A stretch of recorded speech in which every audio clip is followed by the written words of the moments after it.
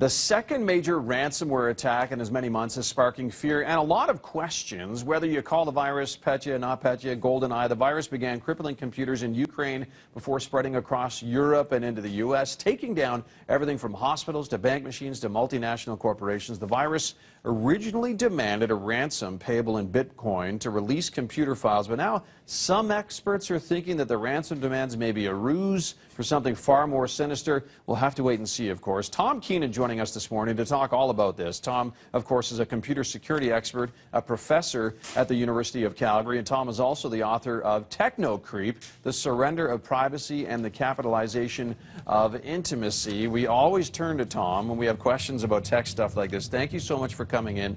And you were telling me before we came on set here that there's kind of a doomsday scenario in your mind that you would hate to ever see happen involving hospitals and things like ransomware. Well, one of the things about this is that it's attacking ports, it's attacking transit systems, things like that, and that's what we call the Internet of Things. I have this worry that someday a hospital is going to get ransomed, and now when that happens, they go, we have your patient files, we've encrypted them, if you want them back, give us $10,000. Yeah. What if they said, yeah, we won't do that, that's 2016.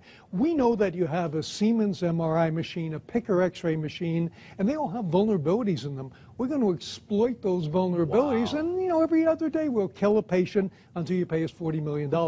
I took that to the head of a hospital in the U.S. Yeah. He said, well, we wouldn't pay. I said, so you want to be on the front page of the New York Times saying, hospital kills granny for not paying? And he just went like this. Yeah, right? no kidding, right? Yeah. And that is a distinct possibility, right? It is, because everything is vulnerable. One of the things I noticed, some of the FedEx shipping machines or, the delivery terminals that are operated under TNT have been hit. And that brings up an interesting thing, which is that most of us update our computers. We put Windows 10, we patch it, and if you did that, you're immune to this. A lot of people have a hard time doing that. They have these embedded systems, like in those courier terminals. Those things are darn hard to update. So they're still running Windows XP. They're running Windows 7. They're the old stuff, and that's what this vulnerability, it's called Eternal Blue, is actually targeting unpatched XP and Windows 7 machines. The unpatched ones, the unfixed ones, the ones that aren't getting the updates. And you were telling me that that's probably why we saw the spread of this in Ukraine and China, because there's a lot of pirated software. When I lived in Bangkok, somebody bet me a case of Singha beer that I couldn't find a legal copy of a Microsoft product within an hour. Wow. And I went around looking for it, and I lost the bet. It was all either they were running Apple or Linux or something, or they had pirated Microsoft. Okay. If you're pirated, you don't get patched. So that's one of the other reasons. So WannaCry really hit China big.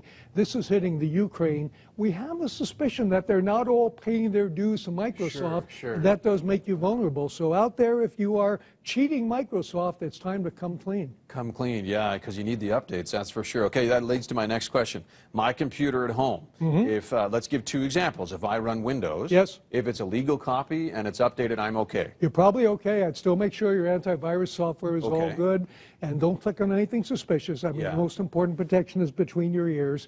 No Saudi prince wants to give you $1 billion. It's true. That email, it's not going to be real. That's not real. And you have to worry then, about other software that maybe gets even on your phone or something like that. So people now are getting actually hacked on their phones. You just have to have that suspicious attitude.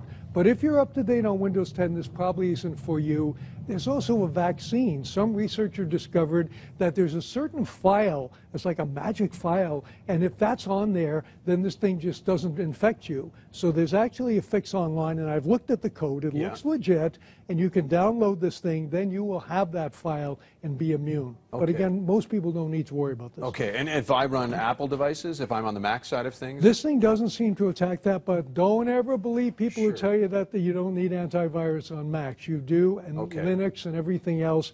If there's something out there, there's a bad guy trying to attack it. So you're telling me to be hyper suspicious? Absolutely. You're telling me to have legal, up-to-date software that has all the patches in place and the updates in place, and you're telling me it doesn't matter what system I'm running, I need antivirus software, and I need it up-to-date as well, kind of scanning for things. And you need the mental antivirus, which is probably the most important thing. The mental antivirus. That's always the big one, right? It is. If it sounds too good to be true, don't click it. Don't click it. Yeah, all right, good stuff. Thank you, Tom. Always good to see you. Great advice. Tom Keenan, professor at the U of C, also a well-known author. He is our tech guy. He is our tech expert when it comes to things like this. We have news, weather, and traffic for you next.